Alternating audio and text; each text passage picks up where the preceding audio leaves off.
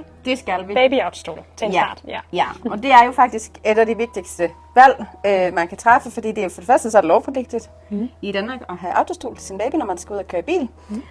Og de fleste skal jo faktisk køre bil allerede, når de skal hjem fra sygehuset for første gang. Så det er noget, der jeg anbefaler, at man anskaffer sig inden fødslen, så man ikke skal løbe ud og finde en autostol, når man er på barselsgangen. Ja. Man kan sige, en ting er selvfølgelig, at en autostol skal være sikker, men ligesom med barnevognen, så kan man som udgangspunkt regne med, at alle autostole uden undtag er godkendte til at bruges i Danmark, hvis de kan sælges i Danmark. Lige præcis. Så man skal lade være med at falde mod det salgstriks i forhold til, at det her er den sikreste, og elsker du din baby højt nok, og alt det der, man kan... Kvælningsfri madras, og hvad man ikke ellers har hørt. Fordi en autostol som det er solgt her, er sikker at bruge. Men der er nogle ting, man kan være ekstra påpasselig med, når man vælger en autostol i forhold til sikkerhed. Og det er, at det er super, super vigtigt, hvis man vælger en autostol med sælelås.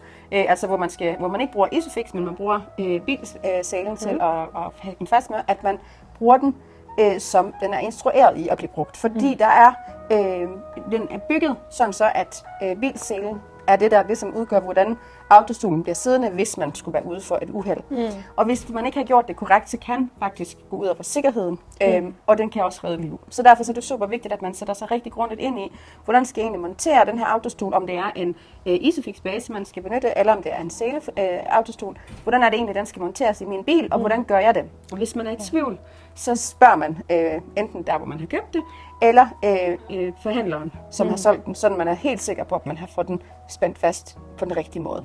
Og det er klart, det handler selvfølgelig også om, hvilken bil man har. Det er ikke alle biler, der har Isofix. Og hvis du ikke ved, hvad Isofix det er, så skal du ikke være ked af det, fordi det tror jeg ikke, der var nogen, der gjorde, før de stod med en autostol i hænderne. Men det er simpelthen det er et monteringspunkt i bilen, hvor der er sådan 2 hænder, der nærmest kan komme ind, hvis man kan kalde det, og så sidder autostolen fast. Nogle autostole, de har også det her ekstra støtteben, sådan at den står lidt mere stabilt. Der er også nogle autostole, der monteres med en toptætter, hvis bilen ikke har Isofix, og med sele osv. Så det er naturligvis vigtigt at finde en autostol, der passer til ens bil også, som hverken er for stor eller for lille, og som kan monteres korrekt. Ja.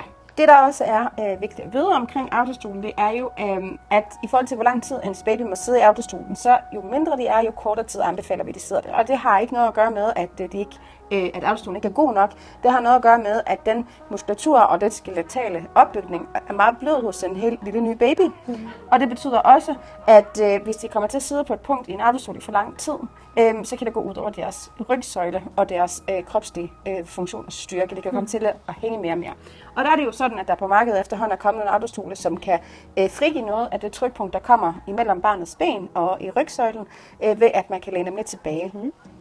Og det betyder selvfølgelig også, at hvis man så har en baby, der ligger i en autostol, som kan tilbagelænes en smule, så punktet ikke kommer lige ned på babys haleben, men er mere ligeligt fordelt ud over kroppen, jamen så er der ikke noget vejen for, at baby sidder der i længere tid. Men man skal selvfølgelig også kunne have opsyn til en baby, der sidder i en autostol. Der er jo nogle forskellige anbefalinger i forhold til, om babyen skal sidde forudvendt eller bagudvendt. Og en stol eksempelvis som den her, der siger man, at helt små babyer fra 0 til 15 måneder, de skal sidde bagudvendt, og det har simpelthen noget at gøre med sikkerhed. I forhold til brugtmarkedet, så er det jo mange ting, man kan købe brugt, eller mange ting, og mange gode grunde til, at man kan vælge brugt. Men lige præcis, når det kommer til autostol, så fraråder jeg det. Og det gør jeg af forskellige årsager, men primært for det første, fordi man ikke ved, om autostolen har været involveret i en trafikulykke. Og hvis den har det, så er der nogle sikkerhedsmæssige installationer på en autostol, som kan være forringet, sådan så den rent faktisk ikke gør det arbejde, den skal. Nej. Det andet er, at en autostol faktisk har en udløbsstadie, og det er fordi, den jo også er lavet af et materiale, som kan blive mørnet, som kan miste sin styrke, og som kan miste sin funktion med tiden. Og derfor, fordi det er sådan, at man selvfølgelig håber, man aldrig nogensinde får brug for at se, om den virker ved et uheld, så skal man simpelthen have ro i maven og vide, at man har sikkerheden på plads, når man er ude at køre med sin baby. Så derfor vil jeg fraråde at købe en brugt autostol, og i stedet for fokusere på at finde en autostol, som kan passe inden for jeres budget og jeres rammer, og at I selv også er gode til at vedligeholde autostolen, sådan så at den kan holde i hele den periode, hvor den er ment til at kunne holde. Og i forhold til det her med at købe brugt, der er det også vigtigt at nævne, at køber man en brugt autostol, som er involveret i et uheld, jamen så er det faktisk ikke sikkert, at forsikringen dækker. Er din autostol, eller har din autostol været i et uheld, så skal den også destrueres. Men det plejer forsikringsselskaberne også at vejlede i. Lige præcis. Ja.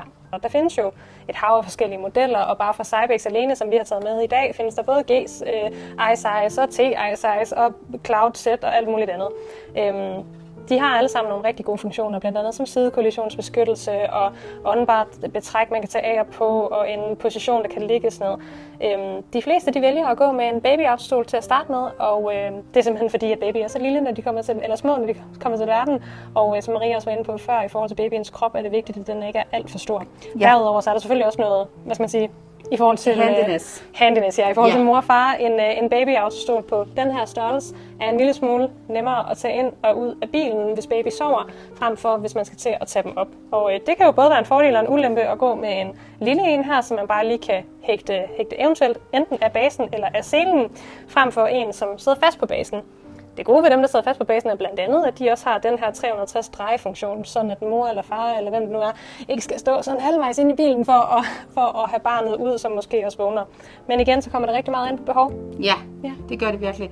Og det, der også er vigtigt at sige helt til sidst i forhold til autostol, det er, at selvom det er sommer lige nu, så er det jo sådan, at der er nogle temperaturforskelle, og det er rigtig vigtigt, at man ikke får ydertøj på baby og sætter dem i autostolen. Ja. Derfor så kan man eventuelt investere i en autostol kørepose, som er lavet til autostol, sådan så at man ikke kommer til at sætte sin baby eller sit barn med en flyverdragt eller en jakke i selen. Og det er simpelthen af sikkerhedsmæssige årsager, at man ikke kan garantere, at barnet bliver siddende ved et uheld, hvis det har ydertøj på. Og det er jo også sådan, at med en kørepose til autostol, der sidder køreposen, altså der er barnet under køreposen, og så er selerne også under køreposen. Og ellers så gå med et almindeligt tøj på barnet, på med selen, og så med en dyne eller et tæppe over. Det er præcis. Ja.